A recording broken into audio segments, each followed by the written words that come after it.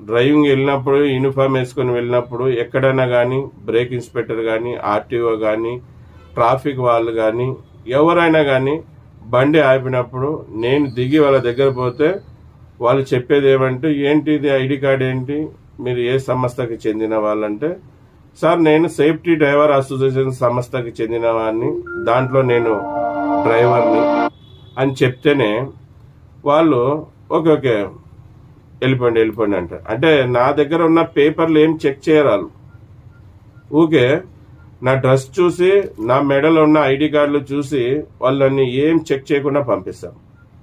అందుకు మనం కూడా కొన్ని పద్ధతులు మార్చుకోవాలి.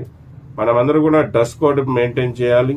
అలాగే ప్రతి ఒక్కరు ఐడి కార్డు తీసుకొని ఐడి కార్డు వేసుకొని తిరగాలి.